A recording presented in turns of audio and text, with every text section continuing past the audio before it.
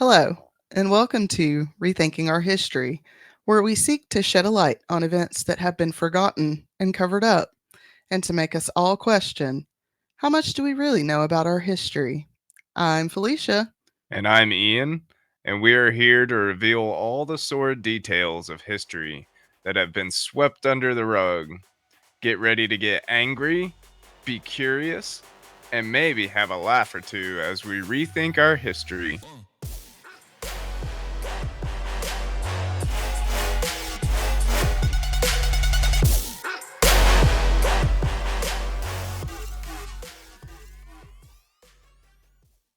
Hello, friends. Hey guys. Thanks for joining us for another lesson after a little breaky break we had last week. Yeah. Last week was rough, but anyways. Warning for this episode, we are going to be discussing a terrorist attack that took the lives of almost 200 people, including children. Ugh. Yeesh. Not great. Sheesh. But before we get into that, let's get the business out of the way. If you found us here first and are a fan of the paranormal, give our flagship show, The Paranormal Lovers, a listen. Over 100 episodes about everything from fairy crosses to Stanley Romanek. If you would... Stan. Such a creeper. If you would please be so kind, give us a follow and share on social media. That's Facebook, TikTok, and Instagram. We also have videos of both of our shows on YouTube. To find us on any of these platforms, just search for The Paranormal Lovers in the search bar. If you would like to support the podcast, we have a couple ways to do so. First, we have a Patreon at patreon.com/The Paranormal Lovers, where for $5 a month, you get early access to unedited videos of both shows, as well as stickers and other swag each month. Stickers. We also have a merch store at theparanormallovers.threadless.com. We have shirts, cups, notebooks, even skateboards. Did you know you can get skateboards on there? That'd be kind of cool. That's amazing. All designed by us. And finally, if you have a personal story, be it true crime, paranormal, or historical, or you have a topic request, email us at theparanormallovers@yahoo.com. All right. As you can tell by the title, today we are going to take a look at a terrorist attack perpetuated by two homegrown U.S. terrorists. Yay. On April 19th, 1995, just minutes after 9 a.m., a truck rigged with explosives exploded outside of the Alfred P. Murrah Federal Building in Oklahoma City, Oklahoma, U.S. This act remains the deadliest act of domestic terrorism to date in U.S. history. Wow. So how do we get to this place? Waco. Yeah. Long before Chip and Joanna made Waco the rustic farmhouse paradise it is today, it was the scene of a deadly fight between the U.S. government and the cult known as the Branch Davidians. Wait, Chip and Joanna redid that one? Chip and Joanna are based out of Waco, Texas. Oh, yeah. Okay. Yeah. You were real confused there for a minute. Redid the compound? No, they're they're based. They made their own compound. The show that we watched. Yeah. What was that show that we watched of theirs for the longest time? I don't remember. Home Improvement? No, but we have been watching that one a lot lately. But no, they live in Waco, Texas. Yeah. Like so many of us older folks who were glued to the TV watching the 50-plus day siege, Timothy James McVeigh was also watching the events in Texas unfold. And what Timothy saw enraged him. Just 1 year after the fuck up that was Rudy Ridge, which we covered, here again we were watching the government torture and assault these people to the point that many of them would end up dead. After fighting in the Gulf War, Timothy knew just how cruel and wicked the U.S. government could be to those who fought back against them and felt it was his duty to take revenge. Timothy McVeigh was born on April 13, 1968 in Lockport, New York to parents Noreen Mildred Mickey Hill and William McVeigh. He was the middle child of three and the only boy. Lord have mercy. You got like the older child, the older daughter who probably got parentified the hell out of. And then you got the middle child who like gets no attention because he's a boy and he's the middle child. And then you got the baby girl. No wonder. Yeah. After his parents divorced when he was 10, he lived with his father in Pendleton, North Carolina. McVeigh claims that he was bullied in school and found solace in living in a fantasy world. Now, I also enjoy disassociating into a fantasy world, but mine has dragons, witches, and knights. McVeigh's fantasies included causing harm to those he felt bullied him. Mm. In the end, he would state that it was his belief that the US government was the ultimate bully. And if that ain't a whole fucking word, Yeah. the US government is the ultimate bully. Yeah, I mean, a lot of people feel that way right now. And right now they're trying to bully their own people. Yeah. I seen something on Instagram yesterday, side quest, where a chick was like, they're like cutting off all these people not like being able to come in the country and stuff, but what people don't realize in the country, they're locking us in. Yeah. They're going to make it so we can't leave either. And then what? Right. Handmaid's Tale. I seen something the other day where a lady died from having a miscarriage, or was gonna die from having a miscarriage. She was passed out, and like they had like found the baby in a dumpster, and so they arrested her for it. I'm like, The girl that what the like fuck? had a miscarriage at 19 weeks, I think, and they like found the baby. They said the baby had never taken a breath. So it was not alive at all whatsoever after birth. It was Yeah. 19 weeks. You have to be at least 20 weeks, if not 24 for most hospitals, to consider a baby viable outside of the womb. Right. And yeah, so now she's going to go to jail after she went to the hospital because she was hemorrhaging after she had a miscarriage. Yeah. And instead of being able to go to the hospital to have the miscarriage in a safe place, where they could have disposed of the baby properly, and which is also fucked up because on that same, I'd seen what you were talking about. I seen a thread about that on Instagram, and I was looking through it. If you go to the hospital for the miscarriage, they say go home and let it pass. Yeah. Like one of my And best friends, they won't take it out even if you're dying. nope. One of my best friends dealt with that with like one of her first miscarriages. They told her to just go home and let it pass, and like they were like, well, what am I supposed to do with the baby? And they say, whatever you feel is appropriate. So they Right. tell you that at the hospital, but then if somebody finds your dead baby in a trash can, you're going to go to jail. Yeah. Like, make it make sense, people. Yeah. The US government is the ultimate bully. Yeah. Seems like it very much so right now. Obviously, I do not condone what this man did, but two things can be true at the same time. Timothy McVeigh was a twisted man who murdered people, and the US government is the ultimate bully. For sure. And as we just said, that has never been more evident, than it is today. Many who knew McVeigh said he was shy and withdrawn.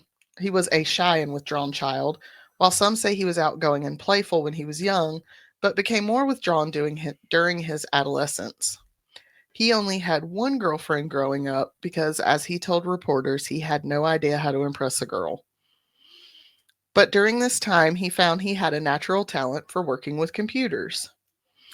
Under the handle The Wanderer. All right, bro. McVeigh. Oh, I wonder. I was thinking more like Ooh. The Wanderer. He's a wanderer. Going around, around, around, around, around. Anyways, McVeigh used his Commodore 64. Sorry, I saw that and I was like, wow. All right. Throwback. To hack into government systems. And he was voted most promising computer program at Starpoint Central High School during his senior year. He was also voted most talkative by his classmates, but that was more as a joke, as he was shy and quiet and never talked to anybody. McVeigh's grandfather introduced him to firearms, which was a passion he would have for his whole life. At some point, he talked about opening a gun shop and would take firearms to school to show off to people, which this is like the 1980s, so like dudes had gun racks in the back windows of their truck. This is true. It's such all the way up until weirdly the 90s. think about that. Like, this is something that we grew up with people having fucking shotgun racks in the back of their trucks with shotguns in them at high school. It's such a weirdly American thing to have lived through and experienced. Like, you go to some other country and you tell them that, yeah, people just had guns in their trucks at school, and they're going to be like, our cops don't even have guns. What the fuck are you talking about? Yeah. Think about it. It's a wild thing. It's a wild thing. Just wasn't a thing back then. America. After high school, McVeigh really got into reading things like Soldier of Fortune and became intense about the Second Amendment and gun rights. He attempted college but ended up dropping out and would get a job as an armored car guard, where his love of guns grew. Co-workers told of one time he came to work wearing bandoliers, quote, looking like Pancho Villa, end quote. All right, then. You know what bandoliers are? Mm-hmm. Okay. For anybody who doesn't, they're like the belts that With you bullets. wear that have like bullets in it. Yeah. He showed up to work as an armored car guard looking like that. Amazing. Like, all right. I mean, I loved Rambo when I was a kid, so We're talking about Pancho Villa, though. Like, right. this ain't Rambo. Well, Rambo carried the. Plus, Rambo was like half naked the whole time. This is true. He did it. He did it shirtless. And he was in the jungle. Like, don't get me wrong. You know I love me some Rambo. That last one, what was it, Last Blood or something? Mm-hmm. Oh, such a good movie. But what job could get Timothy closer to working with firearms? Why, the U.S. military, of course. Right. In May of 1988, at the age of 20, McVeigh enlisted in the United States Army. He was stationed in Benning, Georgia at the U.S. Army Infantry School for basic training. While there, he met his platoon guide and future co-conspirator, Terry Nichols. Terry Lynn Nichols was born on April 1st, 1955 in Lapeer, Michigan. Sorry, Lapeer, Michigan. Lapeer. If anybody's from Michigan, I'm sorry. To parents Joyce and Robert Nichols. He was the third of their 4 children who grew up helping their parents on their family farm. While he was good at working and maintaining the equipment, an article from the Denver Post also claims he was known to take care for sick and injured animals and birds, which is odd when you think about psychopaths who torture and kill animals and then go on to kill people. And this guy wasn't doing that, which is kind of terrifying in its own way, what they would go on to do. While attending Lapeer High School, Nichols was known as a quiet guy, but he played football, wrestled, and was part of the ski club. All right. Right? I'm like, you shy, but you like playing football, wrestling, and you in the ski club? According to his brother James, Nichols was book smart and very good at artwork. So Nichols just seems to be an all around normal dude, great guy. Like at this time, as a young child, sure. Teenager, like he was a quiet guy, but he was in sports. He like took care of animals. He was good at artwork. He was smart. And they always turn out to be a little in the end. When he graduated in 1973, he had a 3.6 GPA and had dreams of medical school. He would make it through one term. Ironically, his highest grade during that time was in archery. Which, can we bring archery classes back, please? That'd be cool. I need Pouty to learn how to shoot some fucking arrows, okay? I got the sword, she got the bow. Come on, zombie apocalypse. In 1974, another brother, Leslie, was badly burned when a fuel tank exploded on the farm. Nichols offered to donate skin for the grass and attempted to work with James on the farm, but he felt his brother was too bossy. By 1976, he had made the move to Colorado and gotten his real estate license. But shortly after he made his first big sale, his mother called and asked for his help on the farm. So back to Michigan he went. Michigan. Michigan. In 1980, he met Lena Walsh. Lena was a single mother of two kids, a real estate agent, and 5 years Nichols senior. The two got married, and in 1982, they had a son together. Nichols had a string of jobs during this time, many of them part or short term. So while Lena was out selling houses, Nichols was taking care of the kids and the home. But Nichols never wanted to be a farmer, and in an attempt to run away, he joined the army in 1988 at the age of 33. Hmm. When we met, you were 33. Yeah. Could you imagine joining the army and going through basic training at that age? Hell no. I mean, I thought about that when I typed this up, and I'm like, but like he could have. I couldn't join the army anyways, just because, like, even from a very early age, I knew what they were about. Mm. Like, Well, I don't mean that. I just mean like physically. right. Could you imagine Probably not. trying to go through No. basic training with a bunch of 18-year-olds? No. Like at 33. That's insane. I tried to join the army when I was younger, and my mom was like, I'll shoot you in the fucking leg. Granted, I've never been Mother? the best physical shape. I mean, I'm in fairly mediocre. What's funny is I physical think, shape. no, you're in like great physical shape, and I think you're probably in the best physical shape you've ever been in your life at 44. Yeah. Because you're like strong, your heart's good, like you've lost a bunch of your beer gut. Like, Yeah. you're in really good physical shape at an old age. Yeah, No, but you're not old yet. the time has not been well to me in that fact, though. Have some back issues, some neck Let's issues. say you have like, not been well to yourself exactly. over that time. Like I said, I was So it's like, burning the candle at both ends that's at what a I'm saying. young age. It's like So, impressive that you are in such good physical shape as you are, especially at 44. so I should be dead. Like you did really rough stuff. Yeah. You were rode hard and put up wet, and yet you're still alive. You're still kicking. You can run circles around all them young I punks still at am. work. You know, you run circles around all them young punks at work. Yeah. Nichols did not have that advantage. He ended up being nicknamed Grandpa. In the army. Yeah, in the army. Oh no. And his age was a factor when making him platoon guide. Man, you talk about America being a bully, like that's the military, man. Like that's a prime example Perfect of it right example of there. it right there. You got a 33-year-old man who's Listen willing to to come join. a And they're like, drill. all right, Grandpa. Listen to a drill sergeant any amount of time, and you guys will know what we're talking about. It's funny because I'm like, and can you imagine that drill sergeant's probably like 20? Probably, yeah.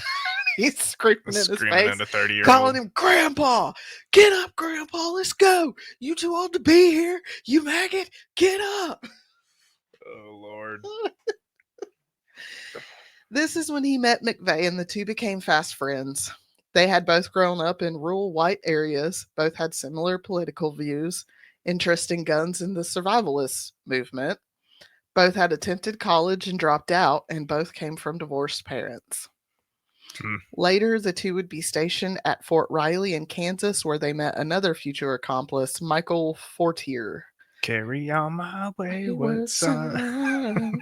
There'll be peace when you are done. Every time I hear You can't Kansas, I'm like, dang. Don't you cry no more. Okay. I got to finish it. If you get me started, I got to finish the whole thing. Shortly after Nichols left for boot camp, Lena filed for divorce. Due to conflict over childcare, Nichols was given a hardship discharge in May of 1989. As he was leaving home to go and care for his 7-year-old son, he told another soldier that he would soon be starting his own military organization and would have an unlimited supply of weapons. All right, then. I'm like, a militia? That's not creepy. You talking about starting a militia, sir? In 1990, Nichols, who was 35 at this point, married 17-year-old Marife Torres, who lived in the Philippines. Oh, no. I really thought this was just a thing in the movies, the mail order bride scheme, but it is very real, and that's how these two met. And I say this, I kind of thought it was just a thing in movies, but we have a couple that comes in my store. Yeah. And don't get me wrong, they seem like they like each other. Mhm. I can't really say it seems like they're in love, but it seems like they like each other, but you can tell she's maybe 30, Yeah. he's like 80. Mhm. And it's like, oh, oh, ugh, Yeah. ugh. Yeah, I know of a lot of them too, because my mom used to do their airline Oh travel. my god, I never thought about grandma being a travel agent. Yeah. Oh, that's crazy. And if you're ever a That's travel crazy. agent, you know a lot about it too, because it's not just here, it's all over the US. Like, That seems like a guys get fascinating. lonely and then they spend their money on a mail order bride. All right. When Torres Not finally, anymore, I guess. no, it still happens. Like, under this administration. You got a point there. They're gonna have to go to their brides. Oh, they're gonna have a lot of angry old men. A lot of anger. Well, no, The brides are no, gonna get they're sent not. back. No, they're not because rules for thee and not for me. Right. Okay, they're old rich white men. They didn't think about that. Ha They're old. ha. They're old rich white men. Ha ha. They're exempt from that bullshit. You laughing and saying haha, but we both know I'm right. They're old white men. I don't know. I mean, They're gonna be like, hey buddy, I'll give you a couple I guess it depends hundred. on if they pissed off another old white man that Mhm. knows the number for ice. You mean an old orange man? Anyways. Yeah. Yeah. When Torres finally arrived in Michigan many months later, she was already pregnant. Trigger for the death of a child. When the boy was 2, he died from suffocating on a plastic bag that had been left in his bedroom. Hmm. While Torres was initially suspicious of Nichols and McVeigh, the autopsy showed no signs of trauma and the death was ruled an accident. Oh, that's horrible. Her suspicions weren't enough for her to leave yet, and the two would go on to have 2 more children together and would regularly visit the Philippines, where Torres was attending a local college for physical therapy. Other times, Nicholas would visit the country while Torres stayed back in Kansas. And I'm real curious about what the fuck he was doing while he was in the Philippines by himself without his wife. Probably a lot of drugs. Before one such trip to the Philippines, Nichols left a cryptic note and a package with his ex wife, Lena. When he arrived home and learned she had opened a letter early, one that gave instructions on what to do in the event of his death, he made a series of calls to a boarding house in Cebu City in the Philippines. Hmm. They would get divorced after his arrest, and Torres would move back to the Philippines. That's strange. I'm like, what the fuck was he doing? Right. Back to He knew he was McVeigh. gonna die, Maybe. I mean, well, or thought he was gonna die. we'll get to it. We'll. I don't think he thought he was gonna die, but we'll get to what he was He thinking. knew he was gonna do something bad. Back to McVeigh. Oop. Sir. Sorry. During his time in the military, he was reprimanded when he bought a white power shirt at a Klan rally. The Ugh. Klan was protesting black soldiers wearing black power shirts on base. So while I can typically understand how many of these homegrown terrorists feel about the government, they obviously lose me right around this point. Right. Right around here's where I start going, oh, all right. I was with you, fuck the government. And then you had to go white power. And then I'm like, Nope. Bah. white power's what we've had for the last 2,000 years. It ain't fucking been working out. So can we try something else? Thanks. Bye. Right. McVeigh was a top gunner with the M242 25 millimeter cannon that were typically installed on the Bradley fight vehicles or tanks. Nice. He was a top gunner for a tank. That's cool. He was promoted to sergeant, and it wasn't long before he was known for treating black soldiers under his command like shit. That's not cool. He would give them the really shitty tasks that nobody wanted to do, like, cleaning out latrines and stuff, and like to call him the N-word. Oh, the duality of these guys. Right. He was then deployed on Operation Desert Storm. He claims that he was able to hit an Iraqi tank at a distance of 500 yards and also claims that he decapitated a man with the cannon at a distance of 1,100 yards. Hmm. McVeigh was awarded several medals, including the Bronze Star, the National Defense Service Medal, and the Army Service Ribbon, just to name a few. Got his taste of killing people. Though he aspired to join the Special Forces, the Army Special Forces, McVeigh dropped out on the second day of the selection program, telling other soldiers he had injured his ankle, which seems to be a really common lie that these guys use. Right. He told his superiors, however, that he was not physically ready to try for the Special Forces. He was then honorably discharged in 1991. And I say that because my brother had a friend when we lived back east who joined the army, and he got discharged after he shot himself in the foot Mm. after he fell off a tank. Damn.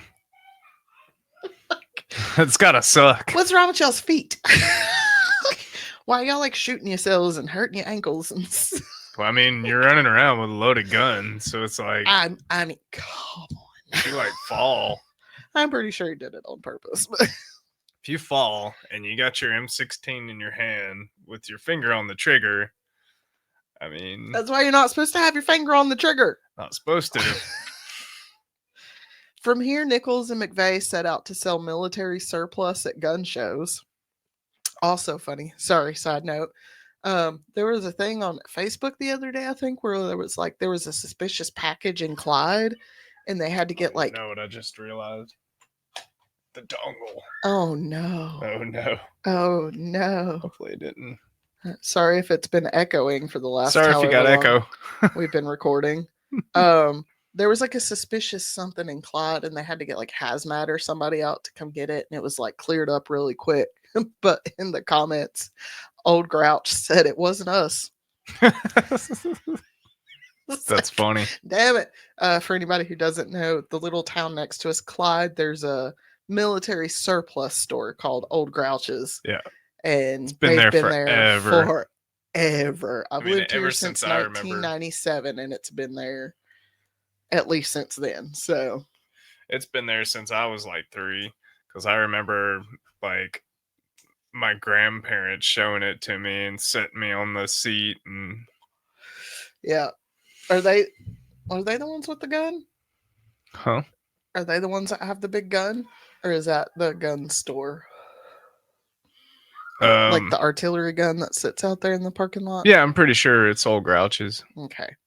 Yeah, it's either that or just the towns in general. Yeah. And just happens to be right across from Old Grouch's. But they have a big old artillery gun that goes like on a boat. Yep, it's on sitting in Clyde. A battleship of some sort. All right. For the next 3 years, the two men would move around, following the gun shows as they moved. During this time, their anti-government views began to grow with some alarming conspiracies. For one, McVeigh believed the military had implanted a tracking device in his buttocks. I mean, they might have could have. Woulda, coulda. I mean, this is after Valiant Thor, so we know they had the technology. This is true. He also began writing to papers complaining about taxes, as he did in 1992 when he wrote to the Lockport Union Sun Journal, quote, "Taxes are a joke." Yes. Yeah. Regardless of what a political candidate promises, they will increase. Yeah. More taxes are always the answer to government mismanagement. Yeah. They mess up, we suffer. Taxes are reaching a cataclysmic levels with no slowdown in sight. Is a civil war imminent? Do we need to shed blood to reform the current system? I mean, I hope it doesn't come to that, but it might, end quote. If he was still alive, is he alive today? He's not alive today, huh? No. If he was still alive today, oh my God. This is what I'm like, okay, this right here, that right there. Yes, you are correct. I believe everything he's just said. For Taxation is theft. Yeah. The government is stealing our hard-earned money. We just want to make what we earn at work. Like, I just want to keep what's mine from working. Yes, I would like for you to get that $400 they took out in taxes this upcoming paycheck, okay? Mm-hmm. $400. Every week. And then you still got to pay for health insurance. Yep. What? That comes out of a separate part of it. Right. And it gets taxed too. And I'm like, I believe you're so right. You're so right, Timothy McVeigh, until you get on the white supremacist bullshit. Yep. And then a woman in New York was arrested for carrying mace in her purse. He wrote to then Representative John J. LaFlace, quote, "It is a lie if we tell ourselves that the police can protect us everywhere at all times. Firearms restrictions are bad enough, but now a woman can't even carry mace in her purse," end quote. Yeah. What did we just talk about at the beginning of the show? Like, I don't remember. The woman getting arrested for having a miscarriage. Like, you can't even have a miscarriage. Like you will go to jail because your body the fuck, man? is, excuse me, rejecting the man's DNA. It's not always the woman's fault when she has a miscarriage. A lot of times it's because the man's DNA does not jive with the woman's body. You got the trauma and of the just woman's having body's like, get it out. You got the trauma of just having a miscarriage, and then they So want to go traumatic. fucking arrest her for it. And now she's sitting in jail while she's still healing. What the fuck is wrong with people? Because she wasn't 9 months along, but she was 19 weeks, to the point where she's still going to have some sort of open wound in her uterus that has to heal. Should be lucky to, like, and she's healing in jail. Make it through jail because of infections and shit. With her wound, having to deal with infections, her hormones. You remember how bad I was postpartum. Yeah. Her hormones are all over the fucking place, and she's sitting in jail. Yeah. It's fucking horrible. Like, these are the kinds of ideas that for me do make sense. Taxation is theft, ACAB, I respect that, I agree with it. Just white supremacy, man. Right. Nichols had been raised in a rural area of Michigan where, due to the 1980s farming crisis, there was already a mistrust of the federal government. But even his neighbors recognized that he was becoming radicalized over time, to the point where he started following dun dun dun sovereign citizen theology. Nice. No, not nice. Not nice. No. Right on. If you really I like watching a lot of sovereign citizen YouTube. Well, if you really want a good deep dive on this topic, I recommend giving Sinisterhood episode 330 a listen. Nice. They go into a deep dive. Yeah. Covering sovereign citizens. They even cover a Moorish sovereign citizen, or like the black ones, who are crazy too. Much more complicated than that. But for today, we will quote the wiki page on this movement. Quote, "The sovereign citizen movement is a loose group of anti-government activists, vexatious litigant, tax protesters, financial scammers, and conspiracy theorists founded mainly in English-speaking common law countries, the United States, Canada, Australia, the United Kingdom, and New Zealand. Sovereign citizens have their own pseudo-legal belief system based on misinterpretations of common law and claim not to be subject to any government statutes unless they consent to them. The movement appeared in the U.S. in the early 1970s and has since expanded to other countries. The similar Freeman on the Land movement emerged during the 2000s in Canada before spreading to other Commonwealth countries such as Australia, New Zealand, and the United Kingdom. The FBI has called sovereign citizens anti-government extremists who believe that even though they physically reside in this country, they are separate or sovereign from the United States," end quote. See, the only thing that really makes, well, there's a lot of things that make you a citizen, but what I'm getting at's Social Security is like one of them. It's like a contract of, you between the government. It's a contract between you and the government that's saying they can take your money and then give it back to you later on in life. But what if you don't have a Social Security, or Social Security is being taken away? Then does that contract is then null and void then, right? Like, I don't It's know. very Something interesting to think about. looking at it nowadays with them trying to strip Social Security. Yeah. Yeah. It's like, okay, so if you're So gonna now we have no contracts. if you're just gonna take my money and you're not gonna give it back to me when I get old and retire, what are we doing? Yeah. Like, Can I become a sovereign citizen? what is this relationship here, and sir? and start my own social security for myself? Like, Right? what's going on here? I don't know. It's an interesting thing to think about, though. It is interesting. And something people don't realize when they scream and yell about like Mexicans coming over here and taking your jobs. If a Mexican has a job where they're getting paid legally, Yeah. even if they are here, quote unquote, illegally, They pay social they have security. a TIN number that is Yeah. a temporary Social Security number. Yeah.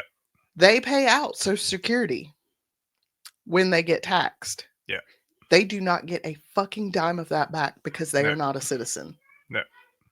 So these people are paying in taxes Yeah. that they're never going to get back. And they're saying that the Social Security system is broke. Yeah. Yeah. They're shooting themselves in the foot, basically, because, I mean, if they get rid of that, that's revenue for them, really. In February of 92, Nichols attempted to renounce his citizenship by writing to the local county clerk. His argument was that the political system was corrupt and declared himself a non-resident alien. Months later, when he had to go to court for almost $40,000 in debt, he tried to avoid the responsibility. He yelled at the judge and refused to come forward to the bench. Okay, sir. And You can't yell at the judge. no, you can't do it. That's called contempt of court. In October, he once again tried to sign his citizenship away. He was back in court in May of 93 for almost $9,000 in credit card debt and also renounced his driver's license. He said it's only worked for one man in this country, and he was a black man, and he was not a sovereign citizen, so y'all need to stop. Thanks for telling me about that guy, by the way. That dude's fucking awesome. I'm like, yes, sir. He's like, I'm gonna drive wherever the fuck I want. He doesn't say it like that. He's very nice to the cops because he has to be. He better watch his fucking ass But now. yeah, he better watch his fucking ass now. I bet he knows it too. He's like, God damn, I better go get a license. I'm sure the thing is, he's got lawyers working with him. And he can have lawyers working with him all day long, but they ain't gonna be on the side of the road if he gets pulled over by a pissed off white cop. Yeah. Or by just like a super fucking racist white cop. I applaud that man for the cojones he has. You better believe that my insurance is up to date, my taxes are paid, my tag's up to date, my license is up to date. Anytime a cop gets behind me, I'm going 60 on the interstate. You good, Popo? You got no reason to pull me over. You better go. Don't fuck around. I had one pull up behind me the other day, got on the interstate behind me and followed me for like 2 miles. I knew he was checking my tag. Tags. And I'm like, all right, go ahead. Go ahead, run my tag. You see my little all law she treading sticker back there that piss you off? Run my tag. In case anybody's wondering, we got Redbubble has these really cool stickers. I got one on my car. Pisses a lot of people off. I don't care. It's amazing. I love it. Also makes people laugh. I love it when I see people laugh at it. They'll notice it and they're like, oh my God. Cat don't give fuck. Cat don't give fuck. During this time, McVeigh was feeling depressed and hopeless due to his lack of luck in the love department and took up gambling. Oh. He quickly racked up debt, which he took a cash advance to pay for and then defaulted on those payments. He began to search for a state with low taxes and little governmental regulation. He again wrote a letter, but this time to the government, which, after he was told by them that he had been overpaid about $1,000 while he was in the army. What the hell? The fuck you mean? The fuck you mean you overpaid somebody for being in the army? You can't overpay fucking soldiers, sir. No. The fuck you mean? These people sign up, volunteer to sign up for a job that honestly no one but fucking sociopaths wants to do. Honestly, they should be paid a lot more for said job, in my opinion, and they're gonna go after him for $1,000. Yeah, it's a little fucked up. While he pissed somebody off, probably, and he was deployed in Desert Storm. Yeah. Those guys came back with all kinds of fucking... only 20 mustard gas 32 diseases. years ago or something like that. What was it, 91, 93, something like that? It was not that 90, long ago. 93, We were 94. alive. Yeah. We were alive. I remember it because it was close to my dad's birthday when it started. I think I was 8, pretty sure. Because it's right around the time I met Chris. Yeah, so Or my friend C. McVeigh wrote another letter stating, quote, "Go ahead, take everything I own, take my dignity. Feel good as you grow fat and rich at my expense, sucking my tax dollars and property," end quote. Mm. McVeigh began to introduce his family to his extreme views. His sister took interest, but his father wanted no part of his ideas. He moved out of his dad's house and into an apartment without a phone. This made it so no one, not even his work, could get a hold of him. He ended up quitting the NRA because he felt they were too soft on gun laws.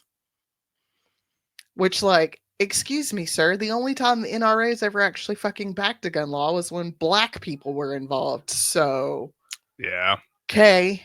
Yeah. In the spring of 1993, the federal government laid siege to the Waco compound of the Branch Davidians. During the over 50-day standoff, McVeigh drove down to Waco to show his support for the Davidians. He handed out pro-gun literature and stickers with slogans like, quote, "When guns are outlawed, I will become an outlaw," end quote. When he told one reporter, quote, "The government is afraid of the guns people have because they have to have control of the people at all times. Once you take away the guns, you can do anything to the people. You give them an inch, they take a mile. I believe we are slowly turning into a socialist government." Oh no. Not socialism.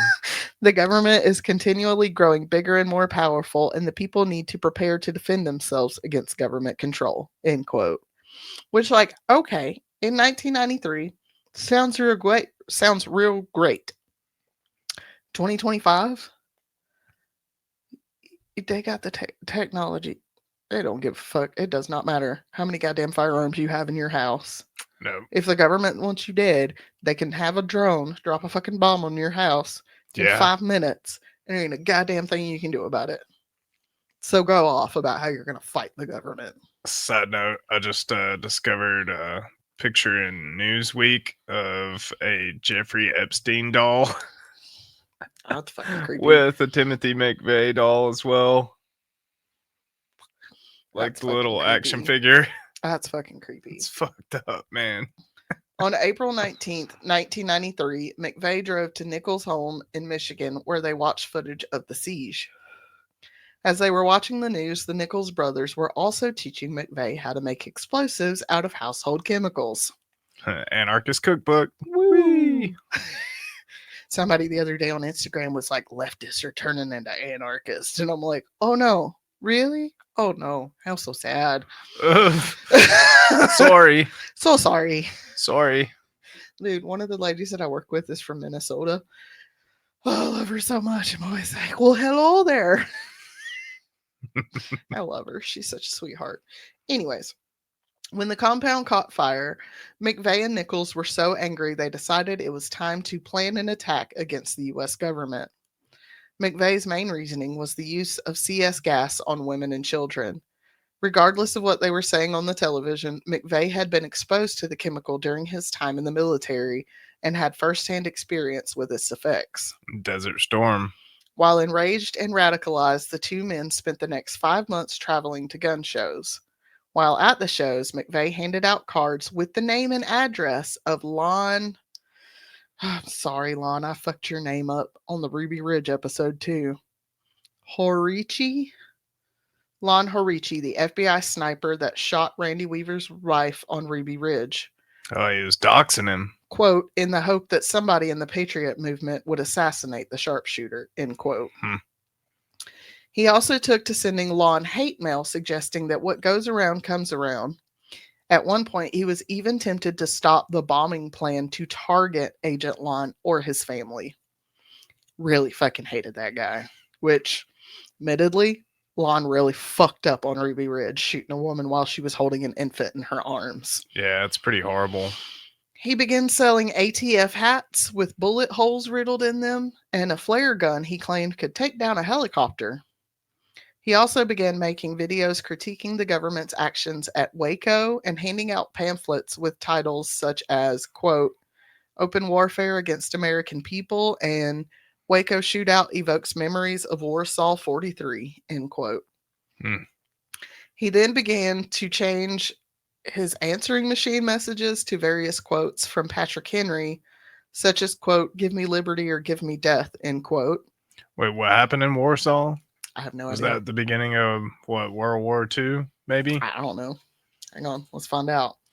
Warsaw 43. Oh, that's not the right spot. I'm like, what? 43. Uh, the Warsaw Ghetto Uprising. Mm. Was the act of Jewish resistance in the Warsaw Ghetto in German-occupied Poland during World War II to oppose Nazi Germany's final effort to transport the remaining ghetto population to the gas chambers. Gotcha. That's from Wikipedia. So it was the Nazis. Nazis. Yeah. Nazis. Fascism. Yeah. Hmm. Hmm. He also began experimenting with making explosives such as pipe bombs. His radicalization was heightened when in 1994 new gun laws were passed. During this time, Nichols traveled to Vegas to try his hand at construction, but couldn't do it. Then he moved to Kansas and in March of 94 was hired as a ranch hand. Then he sent a letter to the clerk of Marion County, Kansas, once again claiming to be a sovereign citizen, and asked his boss not to withhold federal taxes. Which literally all you have to do is just fuck up your paperwork. You want to know how I know? Because I keep fucking up my paperwork and I'm not having any federal taxes taken out. I really need to fix that. Yeah. His boss said he had some weird political views, but overall was a good worker. In the fall of 94, he quit that job and went back to quote unquote work with McVeigh. McVeigh ended a friendship with his childhood friend Steve Hodge with a 23-page letter that included, quote, Those who betray or subvert the Constitution are guilty of sedition and or treason, are domestic enemies, and should and will be punished accordingly. It also stands to reason that anyone who sympathizes with the enemy or gives aid or comfort to said enemy is likewise guilty. I have sworn to uphold and defend the Constitution against all enemies, foreign and domestic, and I will. And I will not, and I will because not only did I swear to, but I believe in what stands but I believe in what it stands for in every bit of my heart, soul, and being. I know in my heart that I am right in my struggle, Steve. I have come to peace with myself, my God, and my cause. Blood will flow in the streets, Steve. Good versus evil, free man versus socialist wannabe slaves. Pray it is not your blood, my friend. End quote. Yeah, Steve. Can you imagine fucking getting a letter like that from your friend that you've been friends with like for 23 years? Like if Tater Cakes or something sent you that message, you'd be like, the fuck is this? What's it gonna do? The fuck? You'd be like, the fuck are you doing, man? And that is where we're going to leave you this week, folks. Oh, two-parter. Two-parter. Pew, pew, pew, pew. Nichols and McVeigh are back together, pissed off, and have way too much time on their hands, as we know, idle hands make for something. I don't remember how the whole phrase goes, but nothing good's going to come from this. No. All right, guys. Well, thanks for joining us this week, and we hope you all have a good week, and we will see you next week for part 2. Love you guys. See you later, guys. Bye. Love you. Bye.